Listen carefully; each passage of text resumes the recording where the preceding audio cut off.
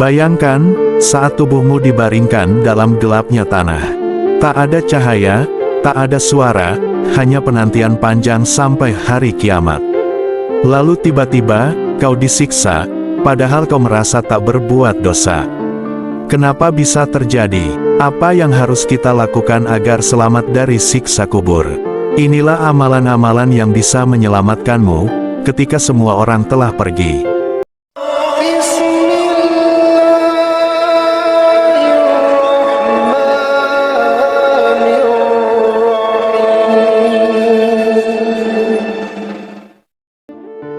Assalamualaikum warahmatullahi wabarakatuh. Saudaraku yang dirahmati Allah, pernahkah kita merenung tentang apa yang akan terjadi setelah mata ini tertutup untuk selama-lamanya? Setelah tubuh ini terbujur kaku dan kita dibaringkan dalam gelapnya tanah. Ya, saat itu, alam kubur bukan lagi cerita, tapi kenyataan, tempat pertama dari perjalanan panjang menuju akhirat. Hari ini, mari kita renungkan, bagaimana agar kita selamat dari siksa kubur. Apa saja amalan yang bisa menjadi pelindung kita saat tak ada lagi yang menemani. Saudaraku, siksa kubur itu nyata. Rasulullah sendiri sering memohon perlindungan kepada Allah dari azab kubur. Dalam sebuah hadis, mintalah perlindungan kepada Allah dari azab kubur. Hadis riwayat Bukhari dan Muslim. Dan Rasulullah tidak hanya menyuruh, tapi beliau sendiri setiap sholat selalu berdoa agar dilindungi dari siksa kubur. Rasulullah bersabda, apabila salah seorang dari kalian selesai dari tasyahud akhir, hendaklah ia berlindung kepada Allah dari 4 perkara, yaitu, dari azab neraka, azab kubur.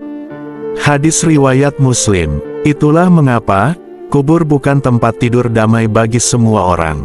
Bagi yang penuh dosa, itu bisa jadi lubang neraka. Tapi bagi orang beriman dan beramal saleh, kubur akan menjadi taman dari taman-taman surga. Inilah amalan yang menyelamatkan dari siksa kubur. Mari kita bahas satu persatu. 1. Sholat yang khusyuk dan tepat waktu. Ini yang paling utama. Sholat adalah tiang agama dan amalan pertama yang akan dihisap. Jika sholat kita baik, maka amal yang lain pun akan mengikuti. Rasulullah bersabda, sesungguhnya amal pertama yang akan dihisap dari seorang hamba pada hari kiamat adalah sholatnya. Hadis riwayat Abu Dawud, orang yang menjaga sholat akan mendapatkan cahaya di kuburnya. Sebaliknya, orang yang meninggalkan sholat, kuburnya akan disempitkan. 2. Membaca surah Al-Mulk setiap malam.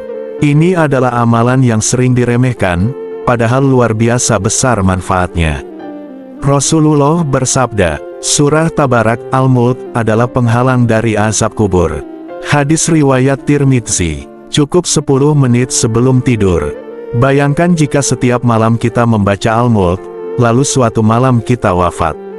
Insya Allah, surah itu akan menjadi pelindung dalam kubur. 3. Berlaku jujur dan menjauhi dusta.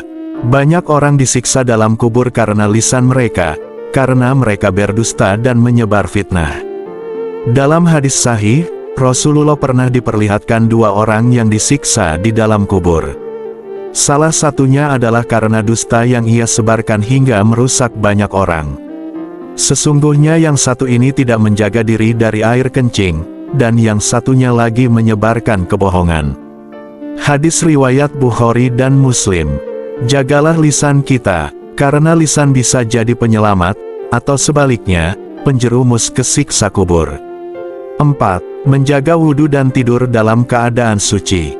Rasulullah sangat menyukai umatnya yang tidur dalam keadaan suci. Wudhu sebelum tidur bisa menjadi pelindung di alam kubur. Barang siapa tidur dalam keadaan suci, maka malaikat akan menyertainya dan mendoakannya. Hadis riwayat Ibnu Hibban, jangan remehkan wudhu sebelum tidur. Ia bisa menjadi teman setia saat kita kesepian dalam kubur. 5. Bersedekah secara ikhlas. Sedekah adalah amalan yang terus mengalir, bahkan setelah kita meninggal. Orang yang rajin bersedekah akan dilindungi dari siksa kubur. Karena sedekah memadamkan kemurkaan Allah. Rasulullah bersabda, sedekah itu dapat memadamkan api kemarahan Allah dan menghindarkan dari kematian yang buruk. Hadis riwayat Tirmidzi. 6. Istighfar dan taubat setiap hari. Tidak ada manusia yang luput dari dosa. Tapi manusia terbaik adalah yang selalu kembali kepada Allah. Perbanyaklah istighfar. Barang siapa yang memperbanyak istighfar, maka Allah akan memberinya jalan keluar dari setiap kesempitan. Hadis riwayat Ahmad. Orang yang bertaubat akan diampuni, dan kuburnya tidak akan disiksa seperti orang yang terus bermaksiat. Bayangkan saudaraku, kita sendiri di dalam tanah. Gelap, sunyi, tidak ada cahaya, tidak ada orang tua, tidak ada teman, tidak ada harta. Kecuali amal kita. Jangan tunggu esok hari untuk memperbaiki diri. Karena kematian tidak menunggu taubat kita. Rasulullah bersabda, perbanyaklah mengingat penghancur kenikmatan, yaitu kematian. Hadis riwayat Tirmidzi. Saudaraku, mari mulai dari sekarang. Perbaiki sholat kita, hafalkan dan amalkan surah Al-Mulk. Jaga lisan, perbanyak sedekah dan istighfar, dan jangan pernah tidur tanpa wudhu. Semoga Allah selamatkan kita dari siksa kubur. Semoga kubur kita menjadi taman dari taman-taman surga. Amin ya robbal alamin. Wassalamualaikum warahmatullahi wabarakatuh.